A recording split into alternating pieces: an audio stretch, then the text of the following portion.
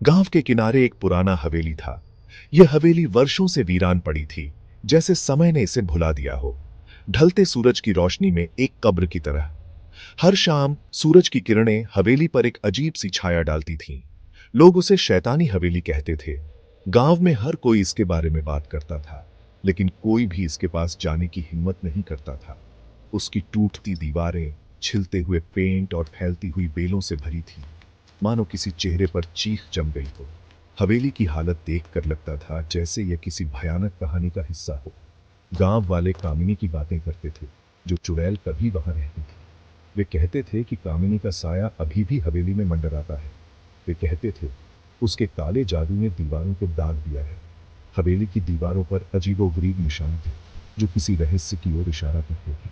श्राप और बदकिस्मती की कहानियां जो उन पर चिपक जाती थीं, जो पास जाने की गलती करते थे। हवेली के पास जाने वाले लोग अक्सर अजीब घटनाओं का सामना करते थे। कोई भी घर के पास नहीं जाता था। हवेली के पास जाने का ख्याल ही लोगों को डराता था। दिन में नहीं, रात में तो बिल्कुल नहीं। रात के समय हवेली और भी डरावने लगती थी, जैसे अंधेरे में कोई छिपा हो। वो एक खामोश पहरेदार की तरह खड़ा था, डर का एक निशान। हवेली की खामोशी में भी एक अजीब सी आवाज थी, जो लोगों को दूर रखती थी। गांव वाले दूर ही रहते थे। वे हवेली के पास जाने से बचते थे, जैसे वहाँ कोई अदृश्य शक्ति हो। उनकी फुसफुसाहट हवा में खो जाती थी, लेकिन कहानियां रहती थी। हवेली की कहानियां पीढ़ी दर पीढ़ी चलती रही। बच्चों को डराने की कहानियां, माता पिता अपने बच्चों को हवेली की कहानियां सुनाते थे, ताकि वे रात में बाहर न जाए। मगर रात में आने के बाद वो अंधेरे में क्यों छिपा है? हवेली की कहानियां बच्चों के अंदर डर पैदा करती थी। कभी वो देखते रहे, वो इंतजार करते रहे, जैसे किसी नए रहस्य का पर्दाफाश होने का इंतजार हो। रवि कहानियों पर हंसता था। जवान और ढीठ, वो डर को कमजोरी समझता था, अलौकिक, बस अंधविश्वास। वो उन्हें गलत साबित करेगा। वो हवेली में एक रात बिताएगा। उसने मुस्कुराते हुए अपना प्लान बताया। गांव वालों ने चिंतित नजरों से एक दूसरे को देखा। उन्होंने उसे रोकने की कोशिश की। उनकी मिन्नतें उसके कानों तक नहीं पहुंची। रवि ने उनकी आंखों में डर देखा। उसने इसे इज्जत समझा। उसने खुद को हीरो समझा, मिथकों का खात्मा करने वाला। वो सबूत लेकर लौटेगा। कोई चुड़ैल नहीं थी, कोई श्राप नहीं, बस एक खाली घर और उनका मूर्खतापूर्ण डर। जैसे ही सूरज डूबा, गांव पर लंबी परछाइयां पड़ी।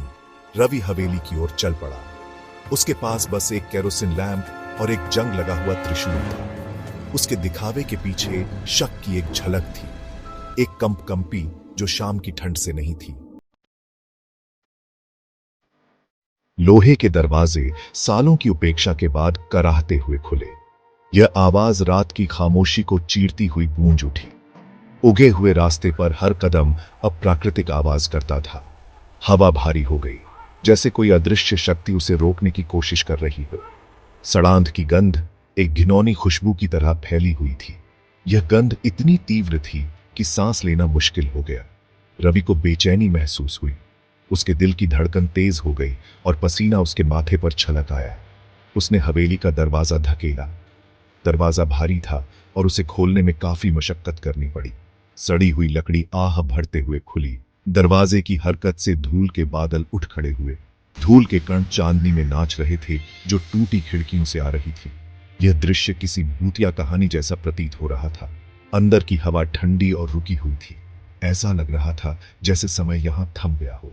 सड़ांध की गंध और तेज हो गई। यह गंध इतनी भयानक थी कि रवि को उल्टी जैसा महसूस होने लगा। वो उसके गले में चुभ रही थी। उसने अपना लैंप उठाया और चारों ओर रोशनी डालने की कोशिश की।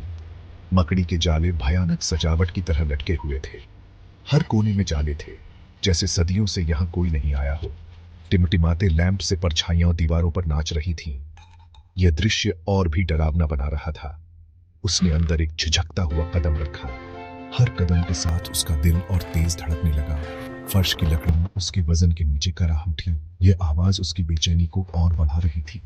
आवाज सन्नाटे में गूंज उठी। यह गूंज उसे और भी अकेला महसूस करा रही थी।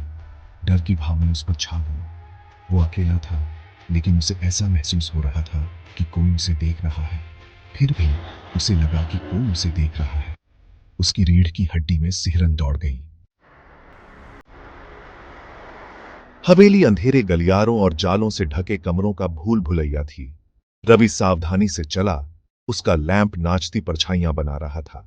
सन्नाटा बस उसकी सांसों की आवाज और उसके दिल की धड़कन से टूट रहा था। उसने दीवारों पर अजीब निशान देखे। उसने अपनी उंगलियां उन पर फेरी। वे ठंडे और अजीब तरह से गीले थे। उसने एक फुसफुसाहट सुनी, धीमी, लगभग समझ से बाहर। वो रुक गया, अपनी सांस रोककर सुनने की कोशिश कर रहा था। वो फिर आए। एक बड़बड़ाहट, एक नाम जो सुनने को मिला, कामिनी। उसने एक दरवाजा धकेला। कमरा खाली था, सिवाय एक 3 पैरों वाले स्टूल के।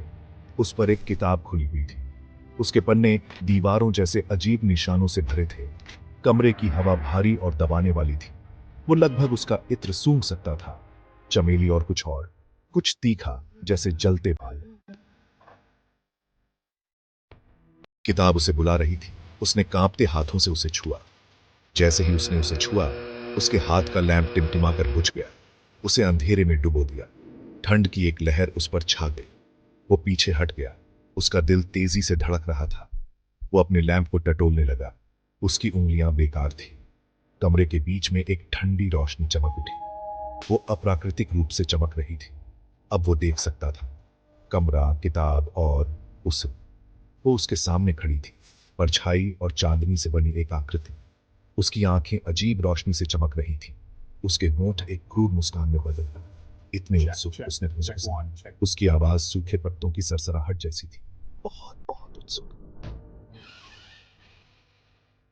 सामना, एक ऐसा क्षण जब डर और साहस का टकराव होता है। दहशत ने उसे ताकत दी। उसकी आंखों में एक अजीब सी चमक थी, जैसे वो अपने डर को चुनौती दे रहा हो। वो पीछे हट गया, गिरा हुआ त्रिशूल उठाने के लिए हाथ पैर मारने लगा। उसकी हरकतें बेतरतीब थीं, पर उसकी नजरें त्रिशूल पर टिकी थीं। उसने उसे बचाव के लिए उठाया। त्रिशूल अब उसकी एकमात्र ढाल थी, एकमात्र उम्मीद। पीछे हट। उसकी आवाज कांप रही थी, उसके डर को दर्शा रही थी। उसकी चीख में एक अजीब सी गूंज थी। वो हंसी, एक भयानक, बेरुखी हंसी। उसकी हंसी में एक ठंडक थी जो उसकी रीढ़ की हड्डी तक पहुंच गई। तुम मेरे घर में खड़े हो, उसने फुफकारी, और मुझे धमकी देते हो। उसकी आवाज में एक अजीब सी शक्ति थी। वो एक और कदम पीछे हटा। उसका पैर स्टूल के पैर से टकरा गया। उसका संतुलन बिगड़ गया। वो लड़खड़ा गया, जमीन पर गिर पड़ा।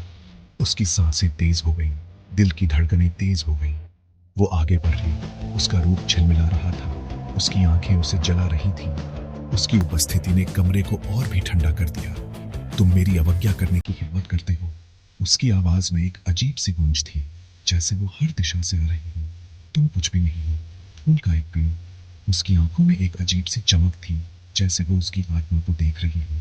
उसने त्रिशूल फिर से उठाया। उसकी आंखों में अब डर नहीं, बल्कि एक अजीब सी दृढ़ता थी। मुझे अकेला छोड़ दो, वो चिल्लाया। उसकी आवाज में अब एक अजीब सी शक्ति थी। मैं तुम्हें चेतावनी दे रहा हूँ। उसकी चेतावनी में अब एक अजीब सी दृढ़ता थी। उसकी हंसी उसके चारों ओर गूंज उठी, दीवारों से टकराकर कमरे को भर दिया। फिर सन्नाटा, एक भयानक सन्नाटा। वो रुक गई। उसका सिर एक तरफ झुका हुआ था, मानो वो कुछ ऐसा सुन रही हो जो वो नहीं सुन सकता था। उसकी आंखों में एक अजीब सी चमक थी। उसकी मुस्कान चौड़ी हो गई। उसकी मुस्कान में अब एक अजीब सी विजय थी। उत्सुकता की कीमत। मूर्ख लड़के, उसने फुसफुसाया। तुम नहीं समझते। तुम पहले ही सीमा पार कर चुके हो। उसने उठने की कोशिश की, भागने की, लेकिन उसका शरीर नहीं माना। वो वहीं जड़ गया था, जम गया था। डर ने उसके खून को बर्फ में बदल दिया। वो बस देख सकता था, असहाय, जैसे वो उसकी ओर बियाच रही थी। उसने अपना हाथ बढ़ाया। उसका हाथ त्रिशूल से ऐसे गुजरा जैसे वो धुआं हो।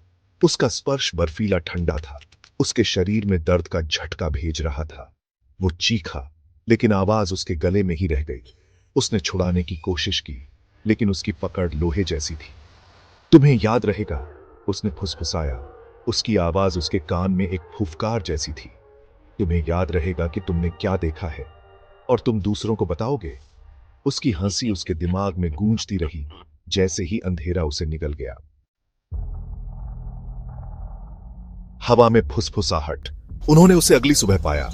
वो गांव के तालाब के पास पड़ा था। उसकी आंखें खुली और खाली थीं, कुछ नहीं देख रही थीं। उसका चेहरा पीला था, उसके होंठ नीले पड़ गए थे। वो नहीं बोला, उसने पलकें नहीं झपकी, उसने उनके स्पर्श का कोई जवाब नहीं दिया। वे उसे गांव वापस ले गए, उनके दिल डर से भरे हुए थे। उन्होंने उससे सवाल करने की कोशिश की, यह समझने की कि क्या हुआ था, लेकिन वो चुप रहा। उसकी आंखें अब दूधिया सफेद खालीपन से आगे की ओर देख रही थी। उसने इशारा किया, एक कांपती हुई उंगली से, हवेली की ओर। फुसफुसाहट फिर शुरू हुई, इस बार धीमी, डर से रंगी हुई। उन्होंने चुड़ैल की बात की, उसके श्राप की, उत्सुकता की कीमत की। उन्होंने उस नौजवान की बात की जो उसने जो देखा उससे पागल हो गया था। परछाई की किताब। दिन हफ्तों में बदल गए, लेकिन रवि नहीं बदला। वो तालाब के किनारे बैठा रहा, उसकी नजर हवेली पर टिकी हुई थी। वो कभी नहीं बोला, वो कभी नहीं सोया, वो बस देखता रहा। उसकी चुप्पी किसी चीख से ज्यादा भयानक थी। एक दिन उन्हें उसके फटे कपड़ों के नीचे एक किताब मिली। वो छोटी थी, गहरे रंग के चमड़े से बंधी हुई। उसके पन्ने उन्हीं अजीब निशानों से भरे थे जो उन्होंने हवेली की दीवारों पर देखे थे। उन्होंने कहानियों से किताब को पहचाना। परछाई की किताब, कामिनी की किताब। गांव वालों ने किताब से रवि की ओर और फिर वापस देखा। डर उन पर छा गया, ठंडा और भारी। हवेली का श्राप असली था और इसने एक और शिकार कर लिया था।